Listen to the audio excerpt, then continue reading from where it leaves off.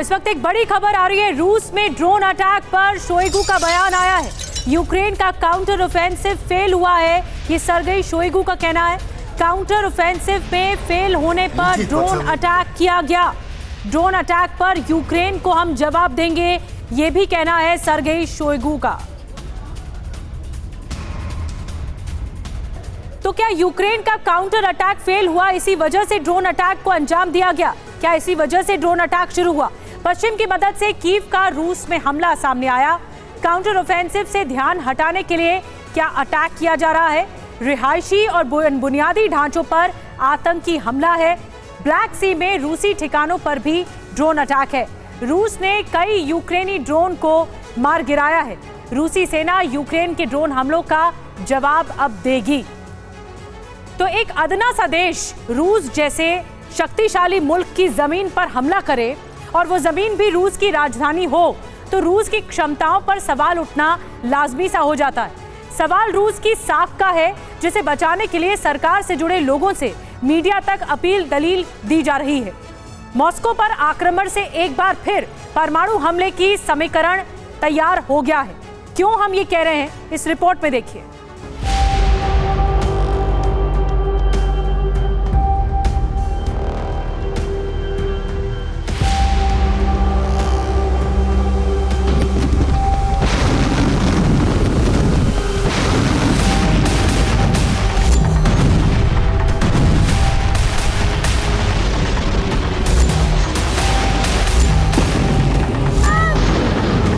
Moscow के इस धमाके का हिसाब क्या ऐसे किसी बड़े धमाके से चुकता होगा?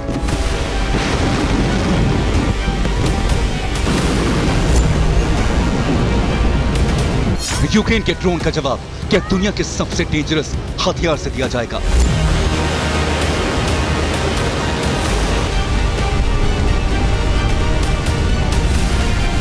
क्योंकि यूक्रेन का यह अटैक सिर्फ रूस की राजधानी पर नहीं, बल्कि पुतिन की शान और रूस की साख पर भी है।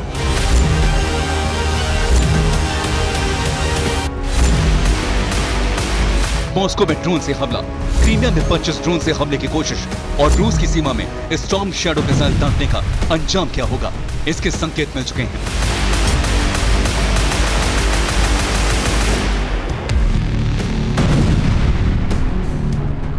पुतिन ने सेना के कमांडर्स के साथ बैठक की है। न्यूक्लियर फोर्स को स्पेशल अलर्ट पर रहने का आदेश दिया गया है। पुतिन ने एटमी हमले से जुड़े सभी कोड बदल दिए हैं।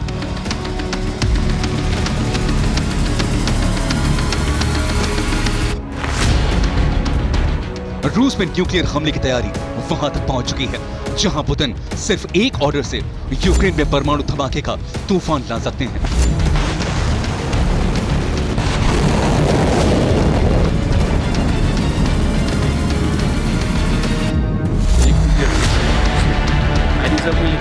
पुतिन ने यूक्रेन युद्ध को सही और रूस के लिए जरूरी बताया है, तो वहीं रूस के पूर्व राष्ट्रपति और पुतिन के स्पेशल एडवाइजर दिमित्री मेदवेदेव ने यूक्रेन को परमाणु हमले की धमकी दी है। मेदवेदेव ने कहा, अगर यूक्रेन इसी तरह जवाबी हमले करता रहा और उसने नेटो के साथ मिलकर हमारी जमीन पर कब्जा करने की कोशिश की, तो फिर हमें मजबूरी में न्यूक्लियर वेपन्स इस्तेमाल करने पड़ेंगे। रूस की सरकार में ही नहीं, बल्कि रशियन मीडिया में भी अब न्यूक्लियर हथियार के इस्तेमाल को जरूरी बताया जा रहा है।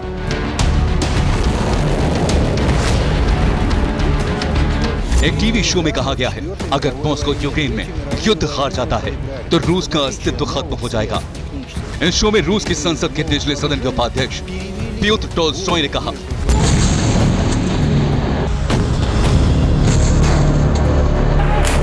एक तरफ रूस से परमाणु हमले की धमकी है, तो दूसरी तरफ यूक्रेन से रूस की जमीन पर हमले की कोशिश लगातार जारी है।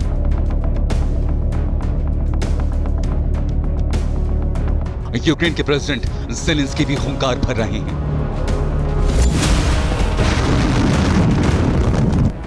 ज़ेलेंस्की की ललकार ने पुतिन के गुस्से की आंख में घी का काम किया है। यूक्रेन पर न्यूक्लियर अटैक करना रूस के लिए बहुत मुश्किल काम नहीं है।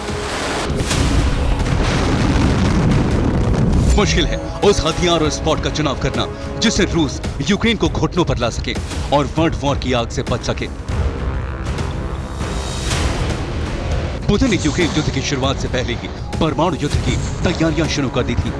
ऐसे कई ठिकाने और कई ऐसे हथियार हैं जिसे रूस यूक्रेन में न्यूक्लियर धमाका कर सकता है।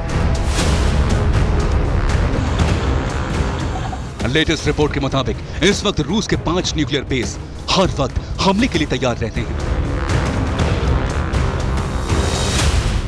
सबसे बड़ी तैयारी बेलारूस में है, जहां से यूक्रेन का यूरोप पर भी परमाणु हमला मुमकिन है। बेलारूस में इसी साल रूस का यह बेस तैयार हुआ है। न्यूक्लियर बेस बेलारूस के ओसीपोविची शहर में है।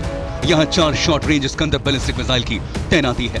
बेलारूस के न्यूक्लियर वेपन डिपो से इसकी दूरी 12 किलोमीटर है। इसके अलावा भी पुतिन ने 5 न्यूक्लियर बेस को तैयार किया हुआ है। पुतिन के 5 न्यूक्लियर बेस का पहला ठिकाना है कैस्पियन सागर।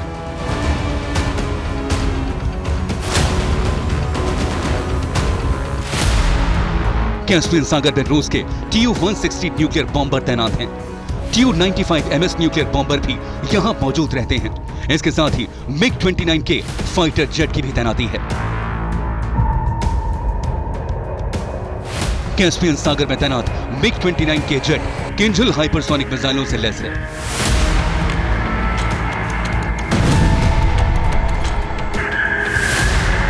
बहुत पहले ही किंजल मिसाइल पर न्यूक्लियर वॉरहेड लगाया जा चुका है, यानी पुतिन की ऑर्डर पर तमाम एयर डिफेंस को नाकाम करती हुई रूस की किंजल मिसाइल परमाणु सनसना ला सकती है।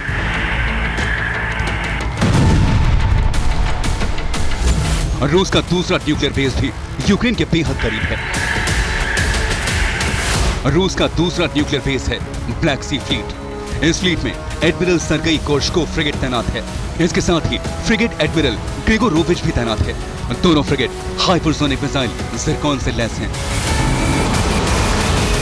रूस के ज़िरकॉन मिसाइल भी न्यूक्लियर वॉरहेड ले जाने में सक्षम है, इसलिए रूस के लिए इस मिसाइल से एयर डिफेंस को बांध देकर यूक्रेन पर परमाणु हमला करना बेहद आसान है।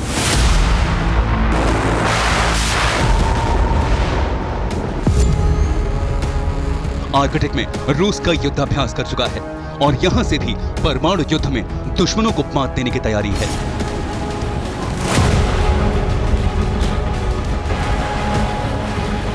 रूस का तीसरा परमाणु हथियार केंद्र है कोला बेस। आर्कटिक के कोला बेस में न्यूक्लियर सबमरीन तैनात हैं। इनमें पहली सबमरीन है सिटी किलर कही जाने वाली बेलगोरोद। बेलगोरोद सबमरीन पर 6 न्यूक्लियर पोसाइडन तैनात किए गए हैं।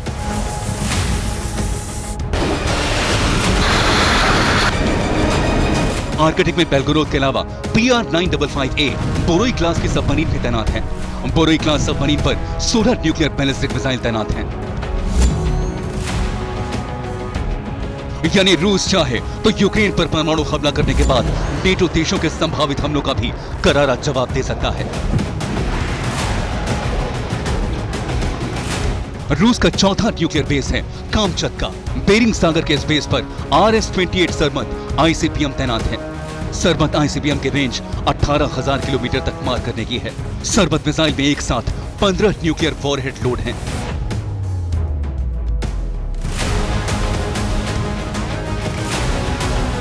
रूस की परमाणु युद्ध की जैसी तैयारी है, उस लिहाज से यूक्रेन एक अदना सा टारगेट है।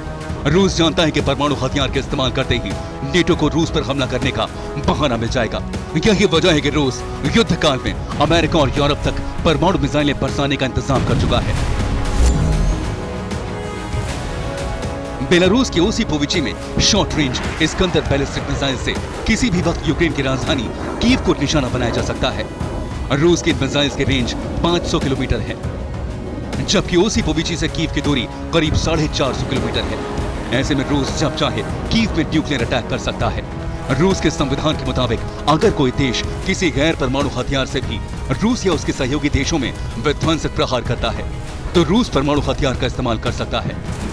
अब लगातार यूक्रेन से रूस की जमीन पर हमले ने रूस को परमाणु हमले का बहाना दे दिया है। Bureau report TV9 Bharatvarsh.